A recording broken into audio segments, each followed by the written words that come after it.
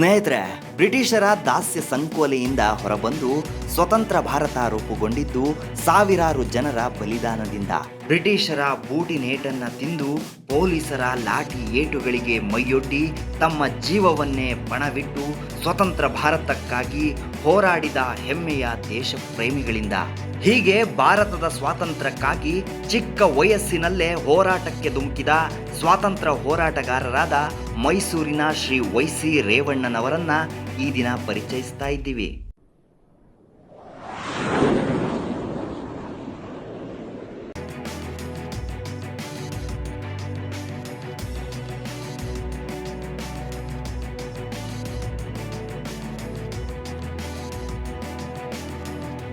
Sir ನಮಸ್ತೆ, ನಿಮ್ಮ ಹೆಸರೇನು, ನೀವು ಹುಟ್ಟಿದ ಊರು ಯಾವುದು, ಯಾವಾಗ ಯಾವ ವರ್ಷದಲ್ಲಿ ಹುಟ್ಟಿದ್ದು, ನಿಮ್ಮ ಸ್ವತಂತ್ರ ಹೋರಾಟದ ಅನುಭವ ಏನು ಹೇಳಿ ಸರ್. ತಾರೀಕು 25/8/1927 ಗಣಪತಿ ಹಬ್ಬದ ದಿವಸ KR ನಗರ ಅಂದರೆ ಈಗಿನ ಹಳೆ ಎಡತ್ತರ ಅಂತ ಇತ್ತು, ಅದು KR ನಗರ ಆಗಿದೆ. ಆ KR ನಗರದಲ್ಲಿ ಚನ್ನವೀರ ದೇವರು, ರುದ್ರಮ್ಮ ಚನ್ನವೀರ ದೇವರು ದಂಪತಿಗಳ ಮಗನಾಗಿ ನಾನು ಜನಿಸಿದ ಹಬ್ಬದ ದಿವಸ, ಗಣಪತಿ ಹಬ್ಬದ ದಿವಸ. ನಾನು ಚಿಕ್ಕ ವಯಸ್ಸಿನಲ್ಲೇ ವಿದ್ಯಾಭ್ಯಾಸಕ್ಕೆ ಕೂಲಿ ಮಟ್ಟದಲ್ಲಿ ಹಾಕಿದ್ರು. ಆಗೆಲ್ಲ ಸ್ಕೂಲ್ಗಳು ಕಡಿಮೆ ಇತ್ತು. ಕೂಲಿ ಮಟ್ಟದಲ್ಲಿ ಗೋಣಿ ಚೀಲ ತೊಗೊಂಡು ಚೇರ್ದಲ್ಲಿ ಕೂತ್ಕೊಂಡು ಅದು ಮರಳಿನಲ್ಲಿ ಅಕ್ಷರ ಅಭ್ಯಾಸ ಮಾಡ್ತಾಯಿತ್ತು ಹಿಂದಿನ ಕಾಲದಲ್ಲಿ. ಆಮೇಲೆ ಸ್ಕೂಲ್ಗಳು ಪ್ರಾರಂಭ ಆದವು.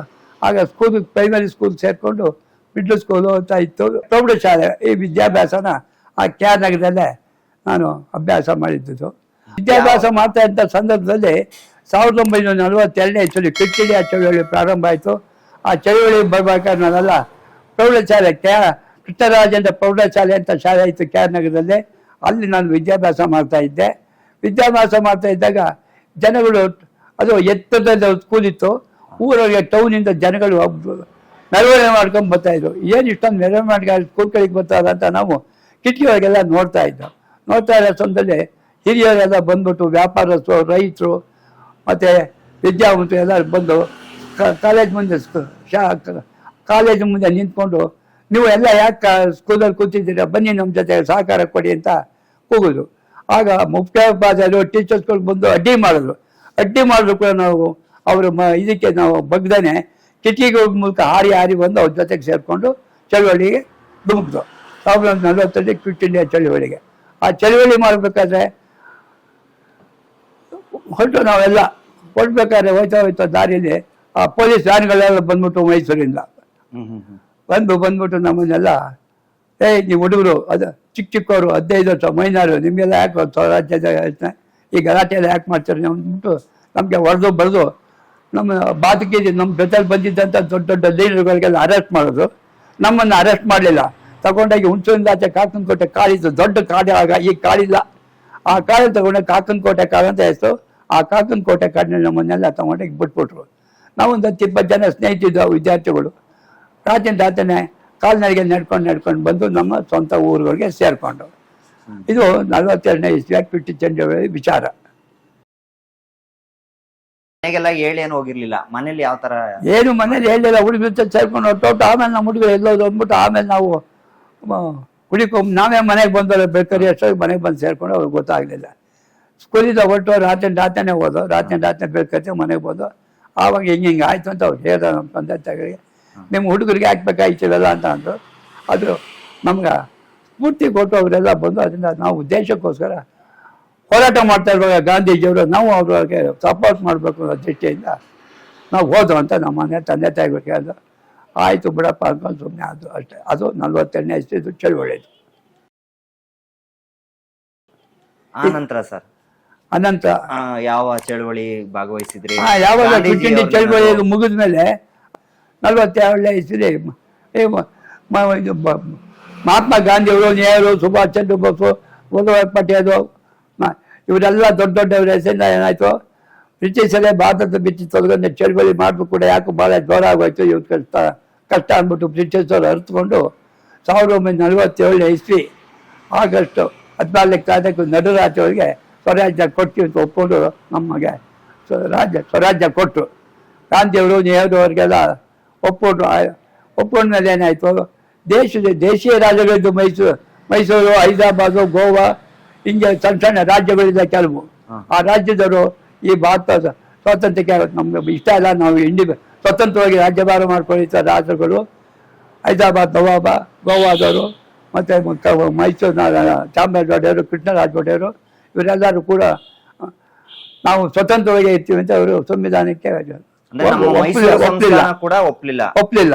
ಆ ಒಪ್ತಾ ಇದ್ದಂಥ ಕಾಲದಲ್ಲಿ ಆಗ KC ರೆಡ್ಡಿ ಮುಂದಾಳತ್ವದಲ್ಲಿ ಮೈಸೂರು ಚಲೋ ಕಾರ್ಯಕ್ರಮನ ರೂಪಿಸಿದ್ರು.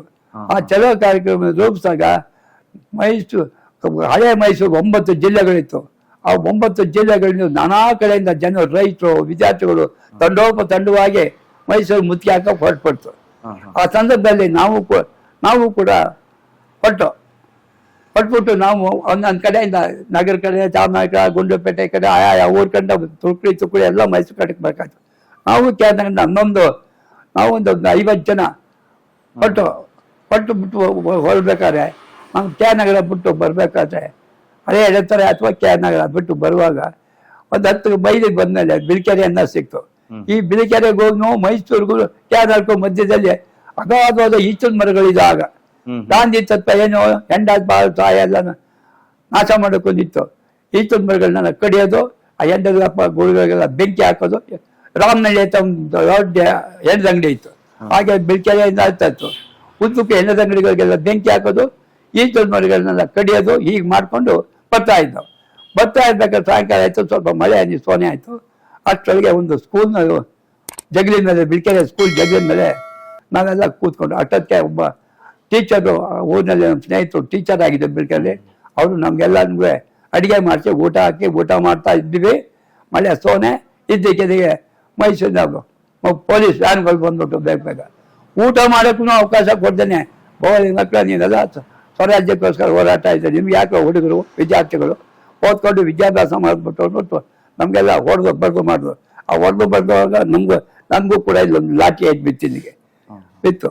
ಆಮೇಲೆ ವ್ಯಾನ್ ಒಳಗೆಲ್ಲ ಎತ್ತಾಕಿದ್ಮೇಲೆ ಮೈಸೂರು ಕಡೆಗೆ ಕರ್ಕೊಂಬಂದು ವ್ಯಾನ್ನಲ್ಲಿ ಬಸ್ಸೊಳಗೆ ವ್ಯಾನ್ ಒಳಗೆ ಇದ್ದು ಕೂಡ ಪೊಲೀಸರು ನಮ್ಮನ್ನ ಜಾಸ್ತಿ ಪೊಲೀಸರು ಓದಿಯೋರು ಹಿಂಗೆ. ಆಗ ಇವ್ರನ್ನಲ್ಲಿ ಅವ್ರನ್ನಲ್ಲಿ ಬೆಳೆದು ತುಂಬೋಗಿತ್ತು ತುಂಬ ನಾವು. ಸರಿ, ಆಮೇಲೆ ತಂದ್ಬಿಟ್ರು ರಾತ್ರಿಗೆ ಹ್ಯಾಮಿಲ್ಟನ್ ಬಿಲ್ಡಿಂಗು, ಏನೀಗ ಸೆಂಟ್ರಲ್ ಪೊಲೀಸ್ ಸ್ಟೇಷನ್ ಇದೆ ಪೋಸ್ಟ್ ಆಫೀಸ್ ಹತ್ರ, ಅದಕ್ಕೆ ಹ್ಯಾಮಿಲ್ಟನ್ ಬಿಲ್ಡಿಂಗ್ ಅಂತ ಕರೀತಾ ಇದ್ರು. ಆ ಹ್ಯಾಮಿಲ್ಟನ್ ಬಿಲ್ಡಿಂಗಲ್ಲಿ ನಮ್ಮನ್ನ ಕೂಡ ಹಾಕಿದ್ರು. ಒಂದು ರಾತ್ರಿ ಎಲ್ಲ ಇದ್ದ. ಬೆಳಿಗ್ಗೆ ಎದ್ಮೇಲೆ ಕೋರ್ಟ್ಗೆ ಹಾಜರುಪಡಿಸೋಕ್ಕೆ ಅನುಮತಿ ತಗೊಂಡ್ರು. ಕೋರ್ಟ್ಗೆ ಹಾಜರುಪಡಿಸಿದ್ರು. ಆಗ ಕೋರ್ಟ್ನಲ್ಲೆಲ್ಲ ನಮ್ಮನ್ನು ಕೇಳಿದ್ರು. ಸೊ ಅದು ಹೋರಾಟ ಮಾಡಿ ನಿಜ, ನಾವು ಸ್ವಾತಂತ್ರ್ಯಕ್ಕೋಸ್ಕರ ಬಂದಿದ್ವಿ.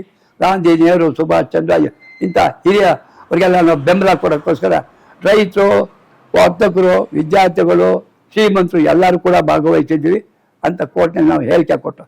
ಸರಿ, ಹೇಳಿಕೆ ಕೊಟ್ಟಮೇಲೆ ಸ್ವರಾಜ್ಯಕ್ಕೆ ಬರೋವರೆಗೂ ನೀವು ಜೈಲು ಅನುಭವಿಸ್ಬೇಕಾಗುತ್ತೆ, ಧಾರಾವಾಹಿಗೆ ಅನುಭವಿಸ್ತೀವಿ ಸರ್ ಅಂತ ಜಡ್ಜ್ ಮುಂದೆ ಹೇಳಿದ್ರು. ಆಗ ನಮ್ಮನ್ನ ಹ್ಯಾಮಿಲ್ಟನ್ ಬಿಲ್ಡಿಂಗ್, ಕೋರ್ಟಿಂದ ತಗೊಂಡು ಹ್ಯಾಮಿಲ್ಟನ್ ಬಿಲ್ಡಿಂಗ್ ಹೋಗ್ಬಿಟ್ಟು ಅಲ್ಲಿಂದ ಫೌಂಟನ್ ಸರ್ಕಲ್, ಈಗಲೂ ಹಾಲಿ ಮೈಸೂರು ಜೈಲು ಇದೆಯಲ್ಲ, ಆ ಮೈಸೂರು ಜೈಲಿಗೆ ನಮ್ಮನ್ನು ಹಾಕಿದ್ರು. ಆ ಜೈಲಿನಲ್ಲಿ ಹೊರಗಡೆ ಬಂದಿರ್ತಕ್ಕಂಥ ನಾವು ಹುಡುಗರು, ಸಾಹುಕಾರಗಳು, ರೈತರು ಎಲ್ಲ ಸೇರಿ 800 ಜನ ಇದ್ದು ಆ ಜೈಲಿನಲ್ಲಿ. ಆ ಕಾಲದಲ್ಲಿ ನಾವು ಜೈಲಿನಲ್ಲಿ ಇರುವಾಗ H C Dasappa, T Mariyappa, Siddalingaiah, H M. Channabasappa, BS Madappa, Nanjunda ಶೆಟ್ಟರು, ಹೀಗೆ ನಿಜಲಿಂಗಪ್ಪರು, ಯಶೋಧ ದಾಸಪ್ಪ, ತಗಳೂರು ರಾಮಚಂದ್ರಾಯರು, ಜಯಮಂಜು, ಇಂತಿಂಥವರೆಲ್ಲ ನಮ್ಮ ಜೊತೆ ಜೈಲಿನಲ್ಲಿದ್ದು. ಮೈಸೂರು ಮಹಾರಾಜಗೆ ನಾವೇ ಇದ್ದರು.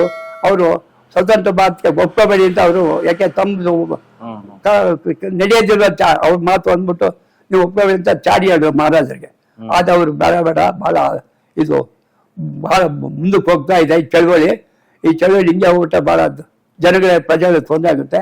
ಆಯಿತು, ನಾವು ಸಂವಿಧಾನಕ್ಕೆ ಒಪ್ಪಿಟ್ಟು ಒಳ್ಳೆಯವರು.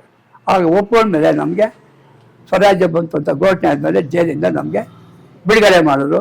ಜೈಲಿಂದ ಬಿಡುಗಡೆ ಆದಮೇಲೆ ನಾವು ನಮ್ಮ ಊರಿಗೆ ಹೋಗಿ ನಮ್ಮ ಮನೆ ಸೇರಿಕೊಂಡು ನಮ್ಮ ವಿದ್ಯಾಭ್ಯಾಸ, ನಮ್ಮ ಕಸುಬು ಏನಿತ್ತು ಅದನ್ನು ಮುಂದುವರ್ಸ್ಕೊಂಡು ಹೋದವು 47ರಲ್ಲಿ.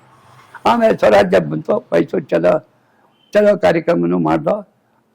ಅದು ಅಕ್ಟೋಬರ್ 24ನೇ ತಾರೀಕಿಗೆ ಚಲೋ ಕಾರ್ಯಕ್ರಮ ಆಯಿತು. ನಮಗೆ ಮೈಸೂರು ಕರ್ನಾಟಕಕ್ಕೆ ಬಂದಿದ್ದು ಮೈಸೂರಿಗೆ ಬಂದಿದ್ದು ಅಕ್ಟೋಬರ್ 24ನೇ ತಾರೀಕು ಸ್ವರಾಜ್ಯ ಘೋಷಣೆ ಆಯಿತು.